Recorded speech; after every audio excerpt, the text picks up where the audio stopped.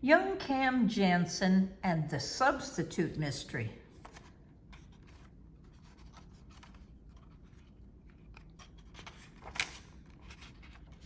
Chapter 1, Cam's Amazing Memory. Miss D is out today.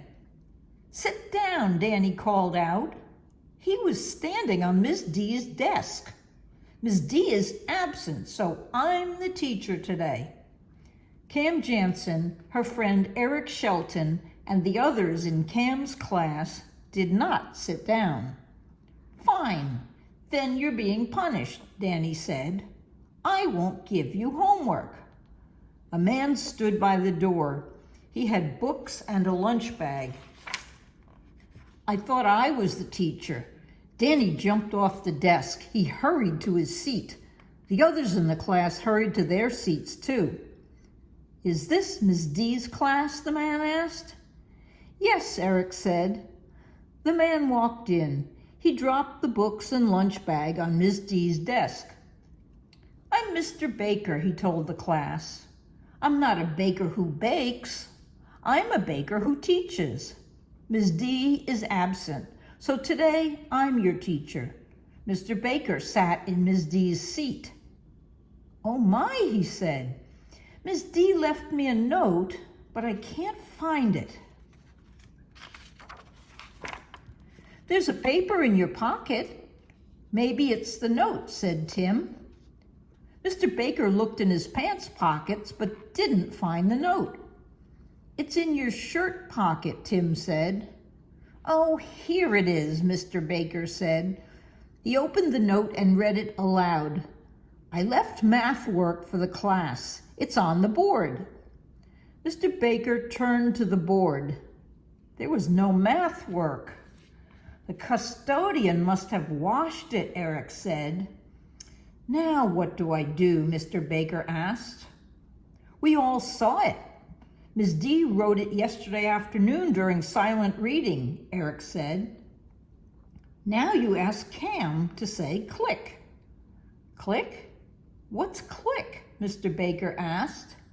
Cam has an amazing memory, Eric said. She has a mental camera with pictures in her head of everything she's seen. When she wants to remember something, she just says click. That's the sound her mental camera makes. Cam closed her eyes and said, click. She looked at her mental picture. Then she wrote all the math problems Ms. D had written on the board. Cam's real name is Jennifer, but when people found out about her great memory, they called her the Camera. Soon, the Camera became just Cam. Mr. Baker looked at what Cam had written. You really do have an amazing memory, he said. Chapter 2, The Square Egg. Cam's class copied the work from the board. Danny didn't. What do I do next? Danny asked. Next? Mr. Baker asked. Have you done all the math work? No, Danny answered. I just want to know if there's something fun to do next. You may read a book when you're done, Mr. Baker said. I'll read a joke book, Danny said. Danny quickly copied the math problems. I'm done, he said. Eric turned and asked, You have answers to all the problems? Sure, I have answers, Danny said. I just wrote any number. I don't care. Mr. Baker isn't our real teacher. Well, I care, Eric said. I want the right answers. Danny opened his joke book. Hey, he asked Eric, what did the hen say when she laid a square egg? Shh, Eric said. I'm trying to do my math problems. No, Danny told Eric. Why would a hen want to do math problems? The hen said, ouch. That's what the hen said. That's very interesting, Eric said. The children worked on their math problems. Then they read. Ring, ring. It was the class telephone. Mr. Baker picked it up. Hello, he said, and listened. He put the telephone down and told the class, That was Dr. Prell, the principal. She said it's almost time for lunch.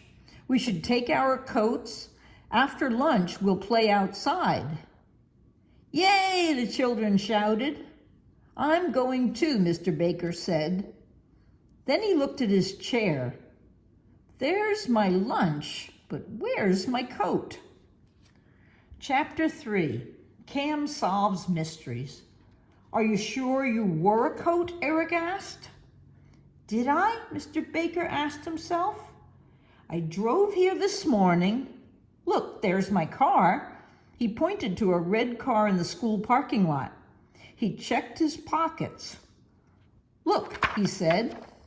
He took everything from his pockets and put it on Miss D's desk. I have papers, bubble gum, pens, coins, and a wallet, he said. My car keys and cell phone are not here. I must have left them in my coat pockets. Cam said, maybe you left your coat in your car. Maybe I did, Mr. Baker said. He hurried to the telephone. He called Dr. Prell. He asked her to send someone to watch the class.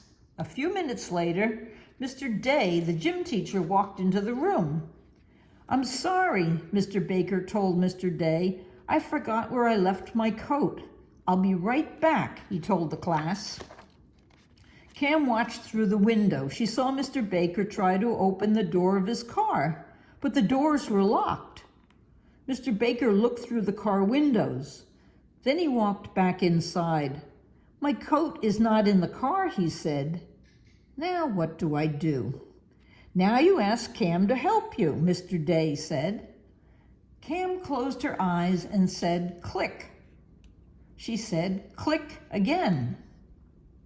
This time clicking won't help, Cam said, opening her eyes. I never saw Mr. Baker's coat.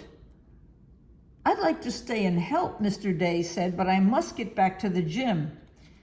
Mr. Baker thanked Mr. Day and sat by Ms. D's desk. Now what do I do? He asked. Chapter 4, I need my coat. I need my coat, Mr. Baker said. It's cold outside. I need my keys too. Maybe I can help, Eric said. We know you wore your coat to school.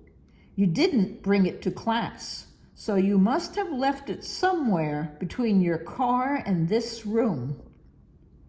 Where did you go? Cam asked, after you left your car. Mr. Baker went to the window. He pointed to the path by the side of the school. I walked there, he said. I came into school and went into the main office. That's it, Eric said. You left your coat in the main office. Mr. Baker called the main office. He spoke with Dr. Prell. Then he shook his head and told the class, that's not it. I didn't leave my coat in the main office. You left your coat on your way to this room, Eric said. Now we walk slowly to the main office and look for it. That's a good idea, Mr. Baker said. He stood and said, get your coats and lunches, then follow me. Mr. Baker took his lunch bag. The class got their coats and lunches and followed Mr. Baker. They looked and didn't find Mr. Baker's coat. Where's Cam? Eric asked. First I lost my coat, Mr. Baker said. Now I lost one of the children? You didn't lose her, Danny said. She's standing over there with her eyes closed. Just then, Cam clapped her hands. I just remembered something, Cam said. I know how to find Mr. Baker's coat. Chapter 5, a great idea.